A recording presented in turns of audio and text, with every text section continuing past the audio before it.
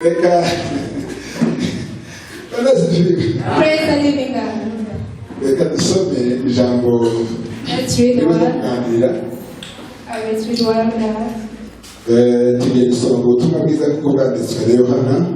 And let's read in John, the Gospel of John.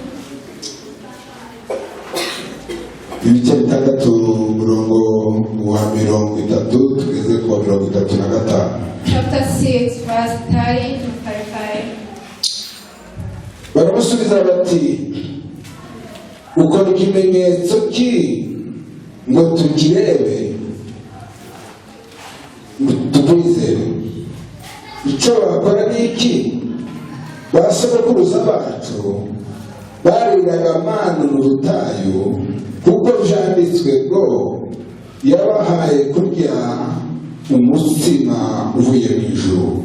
Yesu arababwira ati ni ukuri ndababwira yuko Mose atari we wabahaye umutsima uvuye mu ijuru, ahubwo ni Data ubaha umutsima w'ukuri uvuye mu ijuru. Kuko umutsima w'Imana atarumanuka uva mu ijuru, kuko umutsima w'Imana arumanuka uva mu ijuru ugaha abari mu isi ubugingo. Baramubwira ati Databuja, uje uduha uwo mutsima iteka. Yesu arababwira ati nije mutsima w'ubugingo, uza aho ndi ntazasonza na hato, n'unyizera ntabwo azagira inyota na hato. Amen.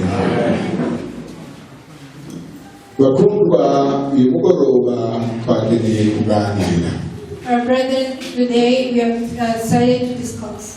Kuganira iyi mutwe w'ijambo uragira uti, the heading of this word states, Yesu Kristo Jesus Christ, niwe mutsima w'ubugingo. He is the bread of life.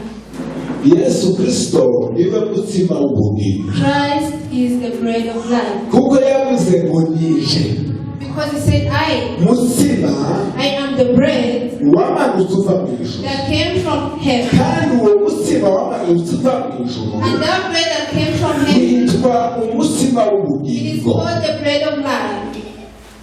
Ubundi izi nyigisho zirafata ibintu mu bice bibiri. These teachings are in two parts.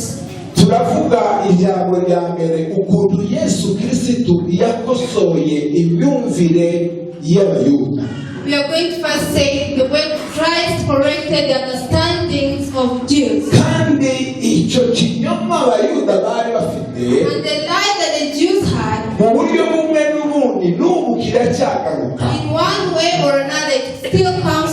Turavuga ukuntu Yesu yakosoye icyo kinyoma. We are going to talk about how Jesus Christ corrected the way he came over the sin. Icyakabiri turaza kuvuga ko Yesu Kristo We are going to see that Jesus Christ ataje gutanga umutsima gusa, didn't just come to bring the bread, ahubwo but yaje ari umutsima. he came while he was the bread himself. Yaje gutanga umutsima He didn't w'ubugingo, come to give the bread of life, ahubwo ubwiwe but he himself ye ni umutsima is w'ubugingo. the bread of life. Wanasifiwe. Hallelujah. Ariko mbere yuko tujya gutibuka muri ibyo bisobanuro, But before we get into the deep meanings of it, ndagira ngo nsobanure butoya amagambo abiri. I want to first explain two words. Ndasobanura ijambo njyewe, I'm going to explain I am, hanyuma nze gusobanura n'ijambo mu ncamake umugati w'ubugingo cyangwa umutsima and w'ubugingo. I'm going to explain the word, the bread of life.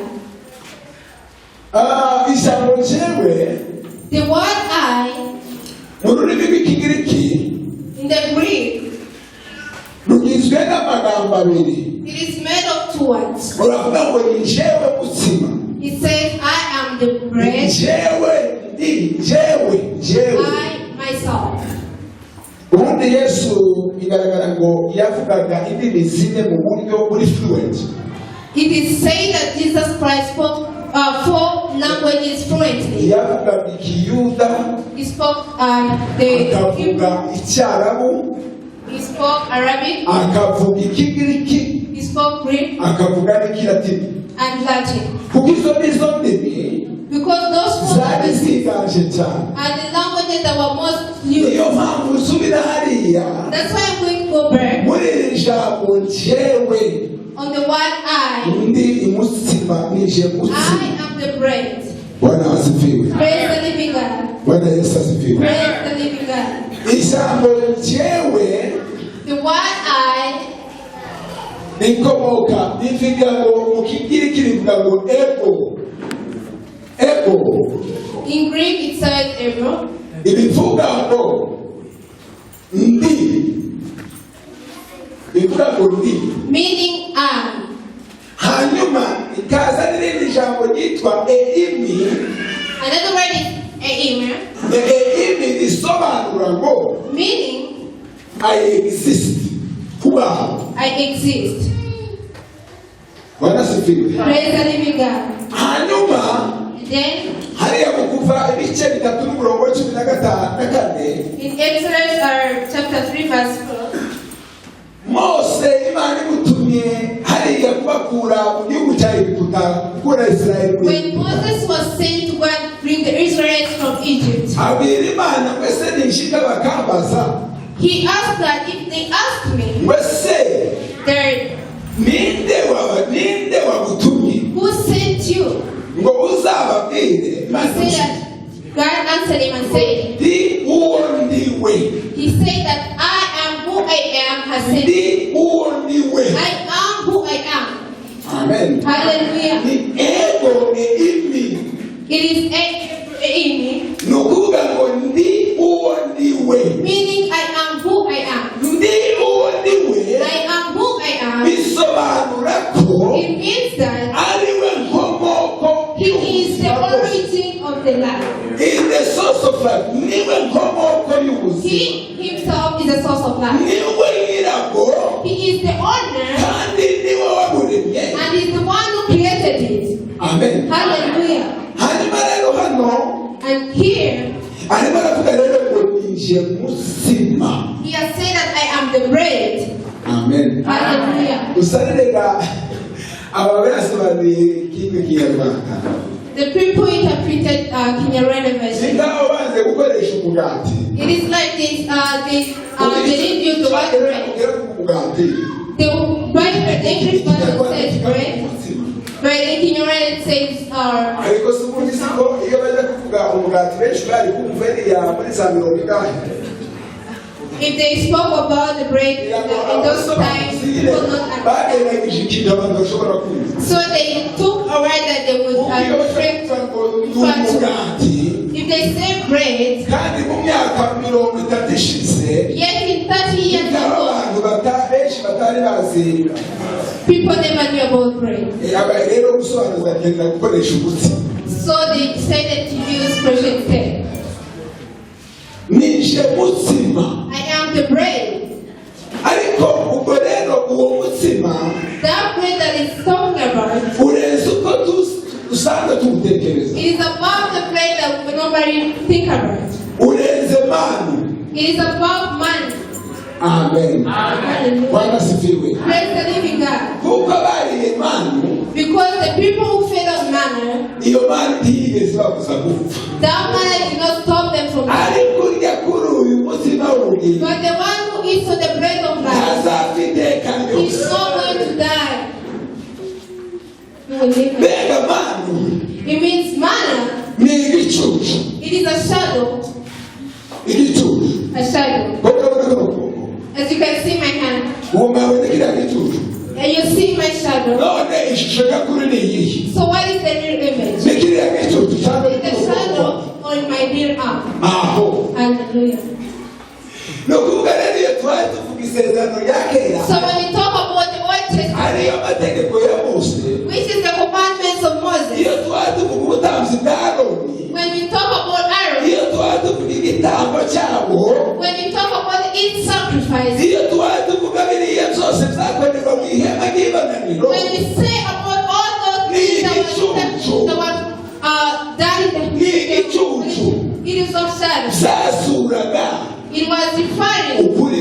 guhishuka. the truth that was about to be Turashima kuko revealed. ukuri kwahishuka. We thank God that the truth was revealed. Bwana asifiwe. Hallelujah. Bwana asifiwe. Praise the living God. Biriya byari fotokopi. That was a photocopy.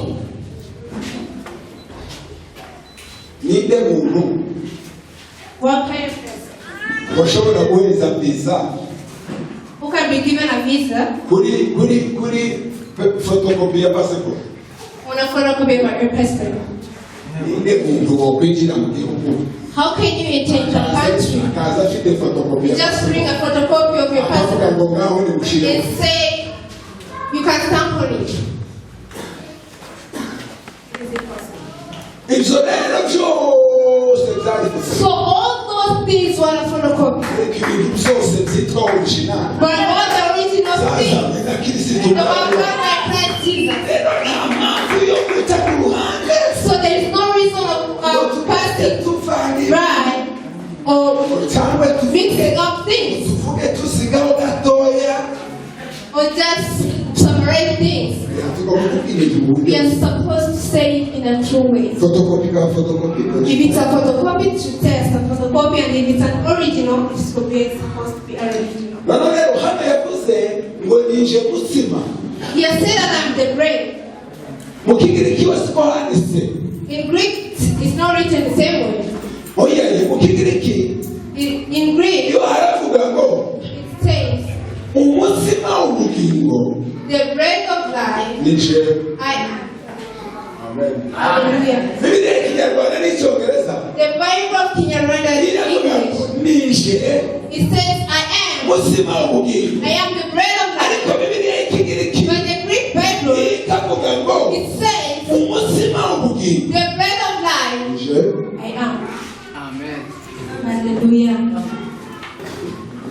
banasifiwe Praise the living God. banasifiwe Praise the living God.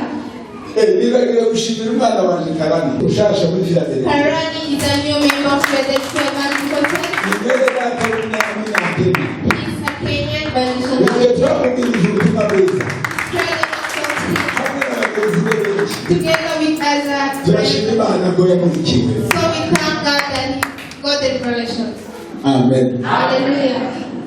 banasifiwe Praise the living God. ya twavuze ngo turavuga muke basobanura y'amagambo abiri We say rero yesu 20 yakosoye words. imyumvire y'abayuda So God corrected the thoughts of the Jews. hariya muri matayo So there in Matthew ibice 16 umurongo wa 13 kugeza kwa 16 chapter 16 verse 6. ibice 16 Chapter 16 yego umurongo wa 13 kugeza kwa 16 verse 13 to 16. yesu arimo arabaza abigishwa Jesus is asking the disciples. arababwira ngo ese He's asking them, abantu bari ubundi what do people call me? n'ubu nicyo kibazo dufite That is the question that we still ese have. wowe yesu mwitande What do you call Jesus? arababaza ngo ese abantu banitande What do people call me? bavuga ibintu bitandukanye They say different words. baravuga ngo They say ngo rumwe mu bahanuzi that you are among the prophets. bagera bakadoma muri eliya You are Elijah. hanyuma ageze aho arabahindukirana And then he turned to them and said, nawe mwebwe se twagenda what do you call me? muza munitande You that I went everywhere with, what do you call me? aravuga ngo He said, petero Peter says, ngo uri kirisito you are Christ, umwana w'imana the Son of God. amen Hallelujah. amen Hallelujah. uwo ni wo tuvuga That is the one that we are talking kirisito about. umwana w'imana Christ, the Son of God. wabambwe The one that was crucified. agahambwa The one that was akazuka crucified. akaba ari And iburyo bwa rise. se And he seated at the right kandi hand of the imana Father. yagushize abanzi bose munsi y'ibirenge byawe And God put all the haters before his foot. hanyuma ageze aho rero So when we reach there, ndashaka kugera aho twageze I want to get the point. abona ko bidahagije gusa He felt like it was not enough. kubabaza Just asking them. ngo ninde muza munitande Asking them the question that what do you call me?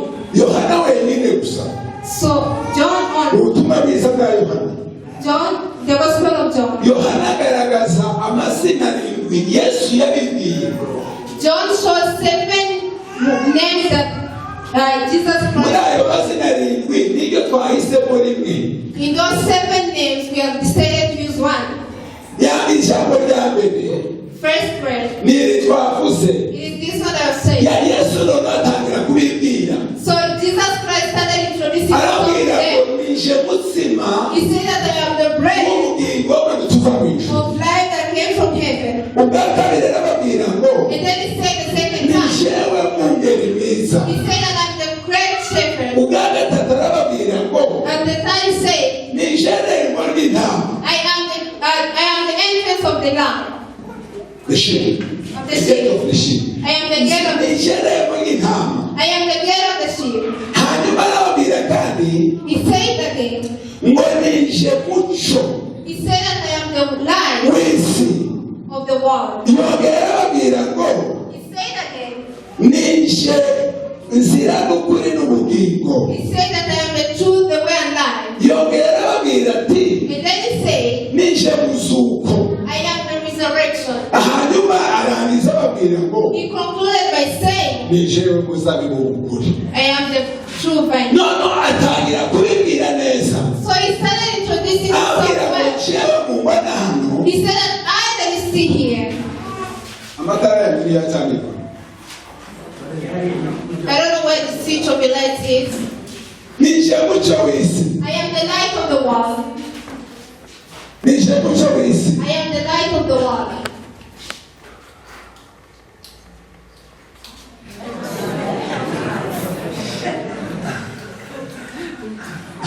Ubundi Normally, umwijima ntugira imbaraga. darkness has no power. Uza wisaza. It is only shouting. Iyo umuco utaraza.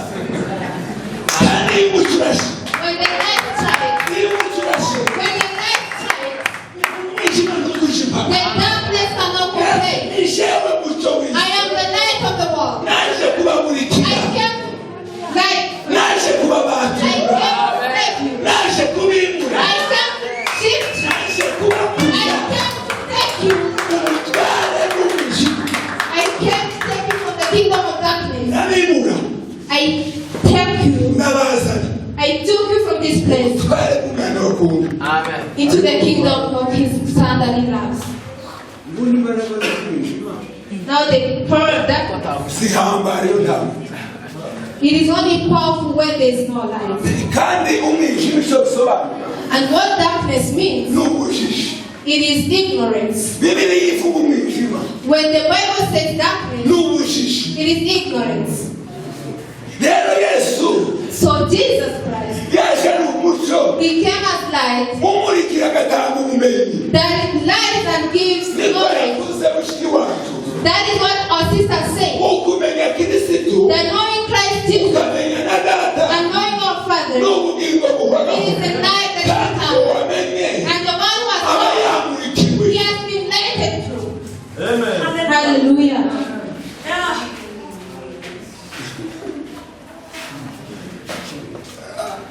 Ubujiji Ignorance. nicyo Bibiliya yita umwijima. That is what the Bible calls darkness. Amen. Hallelujah.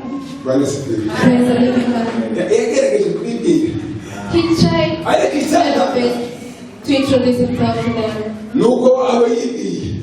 The problem, what surprised me is that Hariya the one that ubutumwa bwiza bw'inama twasomye gatandatu no kuri 66. Gatandatu no kuri 66 ubutumwa bwiza. as we have read in John chapter 6, Ngo verse benshi mu bigishwa be that many among his bahera ko disciples basubira inyuma barorera kugendana nawe. Nubwo yari yabibwiye. after him introducing himself to them, Ikibazo ni ukutizera umuntu. the problem is not Ikibazo ni believing. ukudasubiza ninde mukiza. The problem is failing to answer the question who is the Savior hakozwe iki? and what was done. Nije muco w'isi. I am the light of God. Nije mwungeri. I am the shepherd. nije irembo ry'intama. I am the gate of the sheep. Nijewe nzira n'ukuri n'ubugingo. I am the true way, Nije the truth muzuko. and life. I am the resurrection. Nije musabi mu ukuri. I am the true Bye. way. Bwana Yesu asifiwe. Praise the living God. Bwana Yesu asifiwe. Praise the living God. Abakosora rero hariya twasomye gatandatu no kuri 32. We were reading 6 verse 32. Arimo aratangira aravuga amagambo ane. He has said 4 words. Ijambo rya mbere yatangiye avuga ngo ni ukuri ni ukuri. He has said truly, truly. Ni ukuri ni ukuri. Truly, truly. Bwana asifiwe. Yari ashaka kubabwira ko He was trying to tell them iwe niwe kuri. that is the truth. Agizwe n'ukuri. He's made of the truth. Kandi ibyo ababwira And whatever he says, nta kinyoma kibamo. there's no lie about Kuko mu muco it. Because in nta life, icyo ubamo namba. there is no darkness Niko at mu all. kuri k'umwami wacu Yesu Kristo. So in the truth of Jesus Hatabamo Christ, n'ikinyoma there namba. is no any lie in it. Arababwira ngo ni ukuri. He said, Ukuri. truly, truly. Icumi na gatandatu kuva no kuri kane. We're going to see that in Exodus. Cumi na gatandatu no kuri kane mu kuva na Nehemiya 9 no kuri 15. Hanyuma Izaburi 78 23 kugeza kuri 24.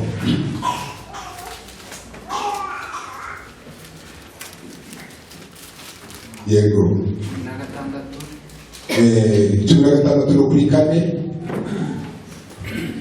Maze Uwiteka abwira Mose ati, Maze Uwiteka abwira Mose ati, dore ndabavubira ibyo kurya dore ndabavubira ibyo kurya bimanutse mu ijuru. From heaven. Iminsi yose abantu bazaja basohoka bateranye iby'uwo munsi, And the people shall go kugira out ngo another day. bagerageze yuko bitondera amategeko yanje cyangwa batayitondera. Amen. Amen. Hanyuma soma Nehemiya 9 no kuri 15. Nehemiya 9 no kuri 15.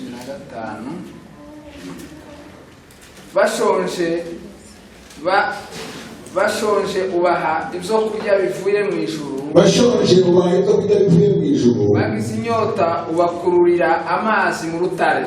Bagize inyota ubakururira amazi mu rutare. Utegeka ko baja mu gihugu warahiriye basekuruza babo. Uzakibaha ngo bagihindure. Amen. Amen. Bwana asifiwe. Praise the living God. Nawe muri Zaburi uhasoma, When we read in Psalms, Yesu karabereka ko kuva kera Christ is showing that mu isezerano rya kera n'abantu bahaye bavuga since long time bahabitirira Mose ntabwo bigeze bayihabwa na Mose, that the matter was not given by Moses, but was given by God. 32 rero hano turasomye Back to where we are from reading. Yesu arababwira ati ni ukuri ndababwira yuko Mose atari we wabahaye umutsima uvuye mu ijuru. Truly, truly I say to you, it was not Ndababwira Moses ni who gave ukuri you the ko bread from Mose heaven. atari we wabahaye. I say to you that Moses was not the one who gave you the bread. Ni perezida cyangwa ni pasi? Is it a past tense or a present tense? Barabwira ngo Mose ndababwira ni ukuri. I say Basogokuruza abantu nibyo bariye manu, ariko manu by the manner ntabwo bigeze bayihabwa na Mose, they were not given by Moses, ahubwo bayihabwe n'Imana. but it was given by God. Agaruka muri kahise He's saying in past tense akabasubiza ngo Mose siwe wigeze abasogokuruza abantu manu. that Moses is not one who gave bread to your grandfathers. Agarukaga mu kiganiro bari kumwe nabo ubwo, And then it's going to come back to the conversation that they are noneho having. akababwira ngo He's saying, Bwana asifiwe. hallelujah, Bwana asifiwe. hallelujah. Yavuze ngo atari wabahaye umutsima wo mu ijuru, ahubwo ni Data uhawe ukuri uvuye mu ijuru. My Father gives you the true bread from Ahubwo heaven. ni data uguha. My Father gives you. Ahubwo ni data umpaye. My Father is the one who has given None today. ntabwo ari muri kahise. No present tense. Yamubwira muri kahise. He was telling them in the present. Data ni wowe watanze manu. He was the one who provided Ariko manna. nimuve kuri iyo manu. But leave that manna Kuko yari ishusho. because it was Ariko simple. noneho Right now, data karabaha our Father is giving. umutsima My Father is giving bread w'ukuri that is true. wavuye mu ijuru. My bread that Kandi uwo is true. mutsima w'ukuri And wavuye the mu true ijuru bread that came from ni heaven. jewe. It is me, myself. Bwana asifiwe. Hallelujah. Yesu niwe agahinja konyine Christ is the only baby wavuganye na se akivuga. who conversed with the Father the time that he was born. Mu Baheburayo ibice cy'umurongo wa 5 In Hebrews chapter 10 verse 5, haravuga ngo he's saying ibitambo that sacrifices n'amaturo and offerings ntiwabishatse, I did not see for you, ahubwo waniteguriye but you prepared for me umubiri. the body. Ni ukuvuga ngo akana k'agahinja Yesu kavuze It means an infant. kavugana na se. When they're talking to the Father, Karavuga biriya bya fotokopi he said that all those photocopies bitigeze bikuraho icyaha. did not take away the sins Kuko bahoraga batamba because they always gave over to me iyo here. bisha gukuraho ibyaha byabo If it was taken away, ntibari gutambuka umwaka they would not do it annually. ariko Yesu avugana na se.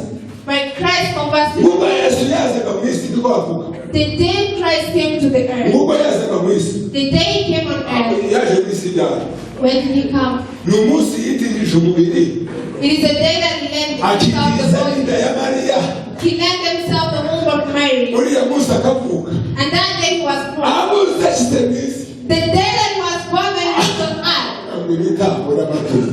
he said that all Mu the ndimo n'ishavu. you did not do Ubushake something, bw'Imana.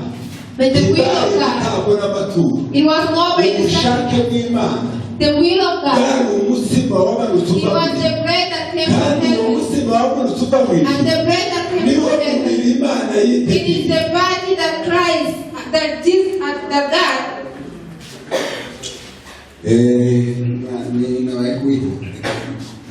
We have said that Christ did not come to give bread. Ntabwo yaje ari uwo gutanga umugati He did not come as a person who has just come to give. umubwiye kurya, ahubwo yaje y'ubwiwe ari umugati. He came while he was the bread himself. Yaje ubwe ari umugati. He himself was the bread. Reka nasezeranyije ko ndatinda. I promise not take much of your time. Ubundi kire yaje ni kagasaha kamwe ariko reka ngire nsoze kuko I always take an hour to preach. reka dusome hano nanone muri Yohana ibice 6 In John chapter 6, umurongo wa 48 kugeza ku murongo wa 50 ndaza guca akarongo cyane kuri 52. chapter 48 to 51. Nije mutsima w'ubugingo, basokuruza wanyu bariraga manu mu butayu, nyamara barapfuye. Uyu niwe mutsima umanuka uva mu ijuru kugira ngo umuntu urya ye gupfa. Nije mutsima muzima wavuye mu ijuru, umuntu narya uwo mutsima azabaho iteka ryose, kandi umutsima nzatanga kuba bari mu isi kugira ngo babone ubugingo, ni umubiri wanje, ni umubiri wanje. It is my flesh. Hano yabisobanuye mu buryo bweruye. He has explained it thoroughly here. Yavuze ngo basokuruza banyu n'ibyo He has said that your bariye friends manu mu butayu, ate the manna in the wilderness, ariko barapfuye bose. but they died. Ariko jewe nije mutsima wamanutse uva mu ijuru. But I am the bread that came down from heaven, Undiye ntazongera abazashira inzara gusa, that a man who eats on me ahubwo He's not going to be azahabwa satisfied, uhoraho. but he's also going to impano satisfied. iruta izindi zose mu isi The gift that is above other gifts, it is eternal life. aravuze rero ngo umutsima nta yindi ni umubiri wa kristo. He has said the bread is the flesh of Christ. iyo tujya kugira umwanya urambuye If we had much time, twari kuvuga itandukaniro rya natural food na spiritual food. twari gukomeza kuvuga itandukaniro z'ibiryo byo mu we will mwuka talk about the difference n'ibiryo byo mu between mubiri, the natural food and kuko hari the spiritual ubuyobe food. bwinshi hano hanze. Because there are misunderstandings outside bakunze here. gutinda kuri yesu mu bagize inyunganizi y'irari ryabo, They talk about Christ as a way of bagize supporting inyunganizi y'irari ryabo, of their will.